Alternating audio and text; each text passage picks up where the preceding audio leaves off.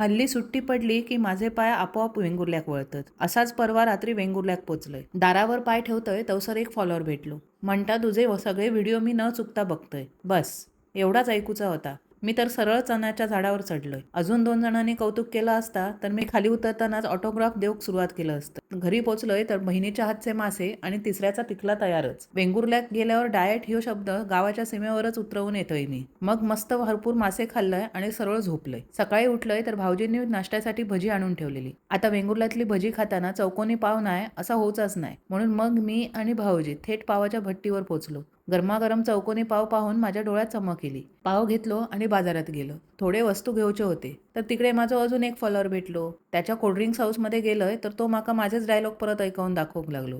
काही वेळा तर माका शंका येता ह्यो माझे व्हिडिओ जास्त बघता की मीच कमी बघतोय. त्याच्याकडून वस्तू घेतलोय आणि घरी इलो. भजी आणि चौकोनी पावावर मस्त ताव मारलोय. मग पुन्हा घोवासोबत भाजी घेऊ बाजारात गेलोय. तिथली भाजीवाली वहिनी पण माझी फॉलोअर निघाली. व्हिडिओ बघितलाय कासा टाकायचं असाल टक्क्याचा व्हिडिओ ताडपत्री उडतात भाजीवाल्या वहिनींकडून भाजी घेतलंय आणि घरी येतंय तर वाटेत अजून एक जण भेटले. आता तुम्ही म्हणशात हे पण फॉलोअर असतले, पण नाही हो, हे फॉलोअर नव्हते. हे माझ्या शाळेतल्या मित्राचे बाबा होते. मी जेव्हा पहिल्यांदा ओरोशीक जॉबला लागलंय ना, तेव्हा हे वेंगुर्ल्यातून ओरोस पर्यंत माका स्वतःच्या मुलीसारखे न्यायचे, चौकशी करायचे आणि काळजी घ्यायचे. इतकी वर्ष झाली तरी आज भेटल्यावर त्याच आपुलकीन विचारतात. थोड्या वेळान पुन्हा भाऊजींसोबत मासे घेऊन बाजारात गेलोय. तिकडे पुन्हा 2 फॉलोअर्स भेटले. खरा तर हे फॉलोअर शब्द व्हिडिओ करूक लागल्यापासून तोंडातच बसलो. पण हे सगळे माझे लहानपणापासूनची जवळची माणसं असत. मग घरी इलो. मी प्रत्येक वेळ भाऊजींच्या हातचा आयता खाताय म्हटल्यावर माझ्या बहिणींका पण त्याच्या भाऊजीच्या हातचा खायचं हट इलो. पण संदीप फक्त